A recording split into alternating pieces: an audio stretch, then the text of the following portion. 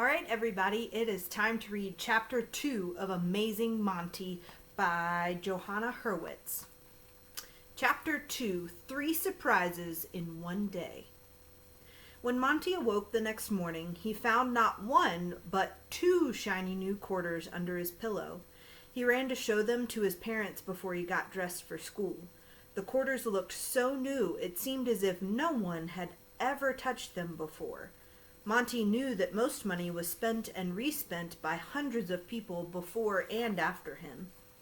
He brushed his teeth carefully so as not to hurt the little empty space where his tooth used to be. Unless it was toothpaste, he thought he could see the beginnings of his new grown-up tooth peeking through the gum. He wiggled his other newly loose tooth. Monty was good at math, so he knew that 2 more quarters would mean he would have $1. He remembered that he wanted lots of money so that he could buy a bird, and that made him a little sad. If only he had called earlier, he might already be the owner of 2 birds and a cage too. Joey was a good friend to Monty, so even though he had already lost 3 teeth himself, he looked with interest into Monty's mouth when the boys met to walk to school. "Nice hole," Joey said.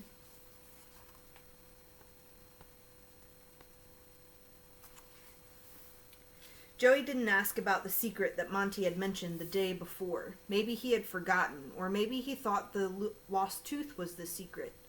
"And I have another loose tooth," Monty showed him. "Maybe I'll catch up with you."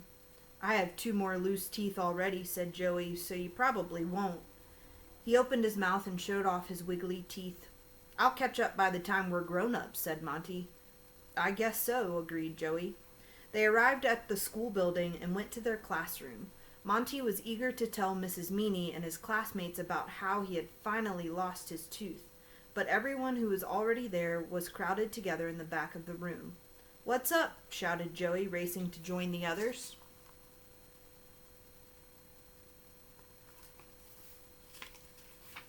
"Look what we got!" yelled Cora Rose. Monty pushed through the crowd of classmates to see what it was that they had gotten. To his surprise, it was a bird cage with 2 small green parakeets inside. "I thought you'd all enjoy having a class pet," said Mrs. Meany. "These are class pets," Joey corrected their teacher. Monty stood staring at the birds. He was absolutely certain that these were the very 2 birds he had wanted for himself. It was hard to believe such a coincidence. The birds were not going to be living with a stranger at all. He would see them every day.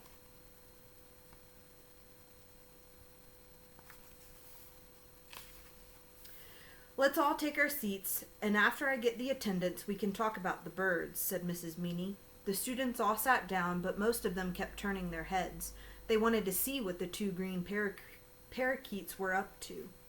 "We're the only class with birds," said one of the other kids as he pointed out after attendance was taken. "There are 2 classes with guinea pigs, and there are 3 classes with fish. These birds are very special." "Don't forget that Class 1B has a turtle," Eileen said.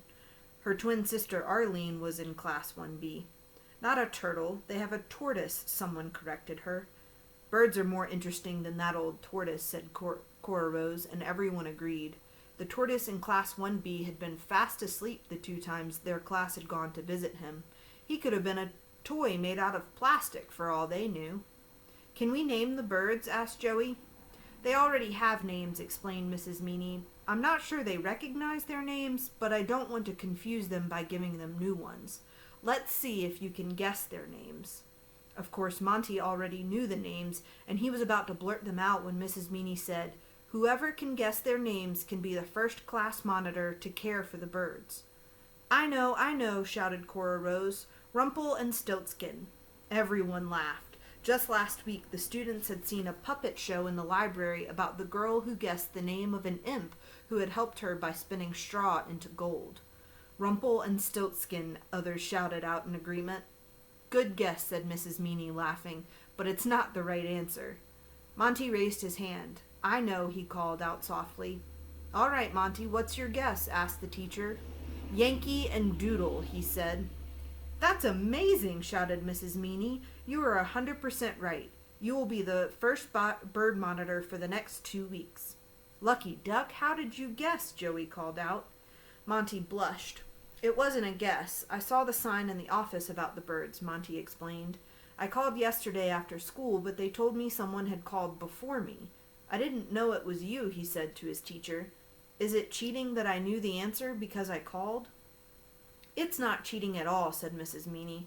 In fact, it's an extra good reason why you should be the first bird monitor. Later I'll show you where I'm going to keep the bird seed. I'll be the one to clean out the cage, but you can sweep up the seeds or the husks that land on the floor. So that was 2 surprises in one day. The third surprise didn't come until supper time. Monty had already given his parents the good news about the 2 birds he wanted being in his classroom, and he'd explain about his duties as bird monitor. Then his mother said, "Well, Monty, we have some other good news for you, too." Monty looked up from the string beans on his plate. "What is it?" he asked eagerly. "Monty, you are going to get a sibling," his mother said. "I am? Wow, that's great," said Monty, beaming. "Wait till I tell my friends at school tomorrow." Then he thought for a moment. "What's a sibling?" he asked. "A sibling means a brother or a sister," Monty's father explained. "In a few months your mother will be having a baby, and then you will be a big brother." "Wow," said Monty. "First I lost my tooth, which shows I'm growing older, and next I'll be a big brother." He paused for a moment. "Will the baby be a boy or a girl?" he asked. "We don't know," said Monty's mom. "It will be a surprise." "So that means I could be a big brother to a little brother, or a big brother to a little sister," said Monty, digesting all this news together with his string beans and chicken cutlet. "Right," said Mr. Morris.